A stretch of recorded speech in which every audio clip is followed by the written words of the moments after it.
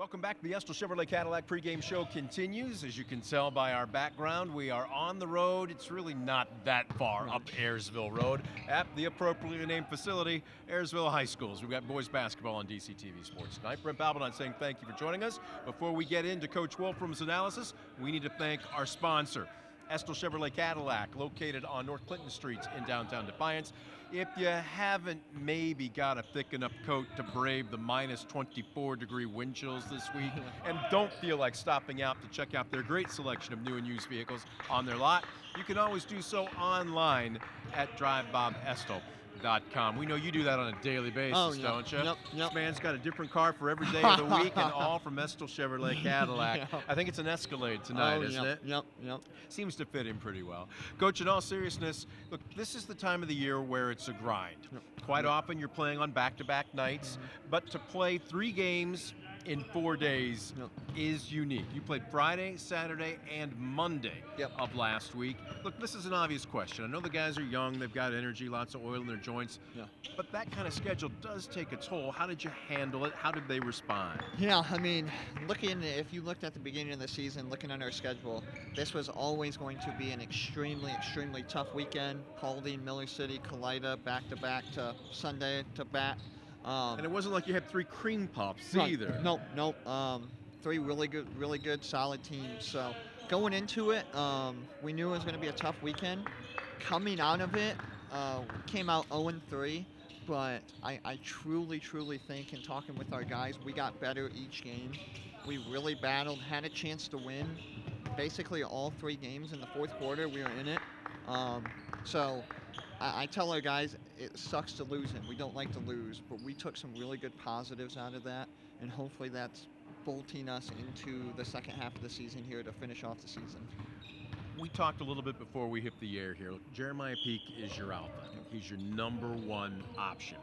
He draws a ton of attention defensively, whether it's multiple defenders, whether it's being face guarded, no matter where he's on the court. That also means opportunities for other players. You don't just want, you need somebody to step up and also want the ball. Consistently, who are you challenging to be that guy? Yeah, I mean, I think a couple guys on our team were challenging. Dane Ewers, again, he's a freshman, but we feel that we can challenge him with that role. He's averaging 14 for us right now. Like you said, consistency. He's had games where he's had 26. He's had games where he's had 4.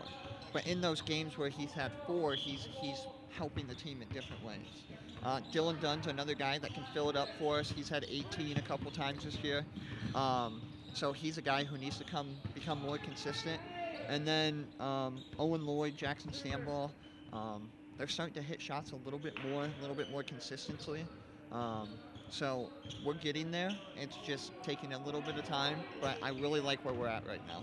Look, there's the old phrase, it doesn't matter whether your offense is on or not, defense travels. You can always play at that end of the court. And again, looking down at your stats on average, you're allowing just over 51 points per game.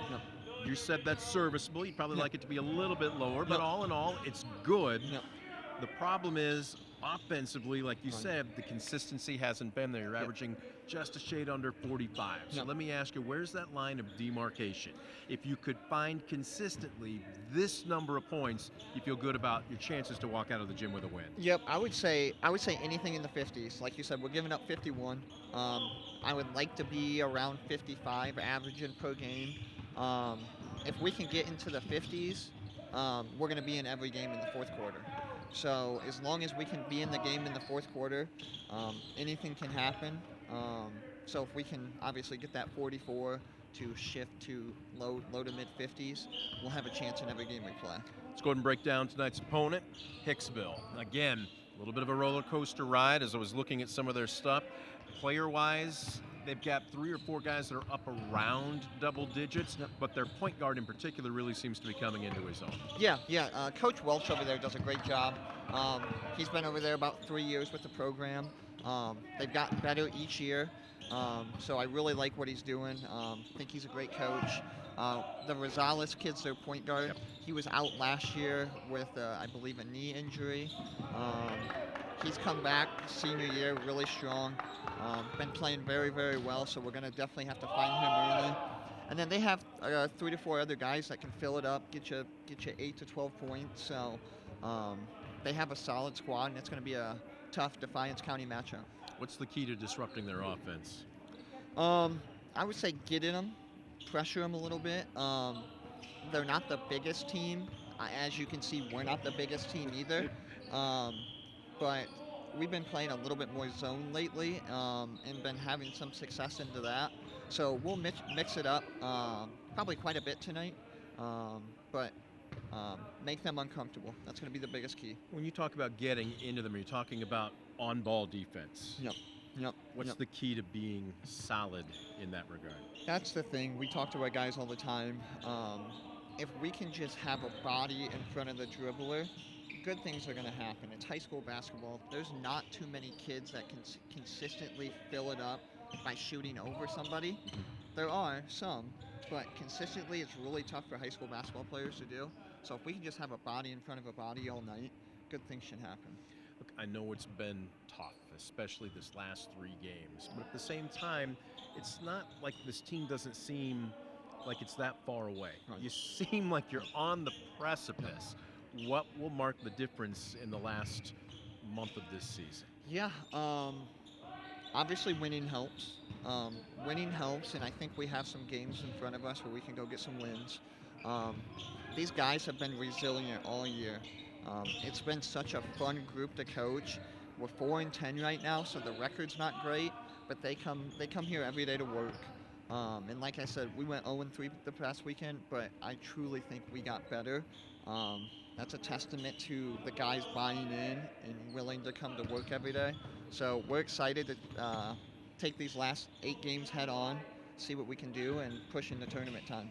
All right, Coach, as always, we appreciate it. Good luck, not just the rest of the way, but also tonight. Yeah, appreciate it. Thank you. Coach Wolfrum joining us on our Restal Chevrolet Cadillac pregame show. Our player profile, Dylan Dunn. Coach talked about it. He lit it up for 18 a couple weeks ago on this very court against Fairview. We'll see what he's got in store for us tonight. But first, we're going to put a microphone in his hand. Don't you go anywhere. We're back with more of the pregame right after this. You're watching DCTV Sports.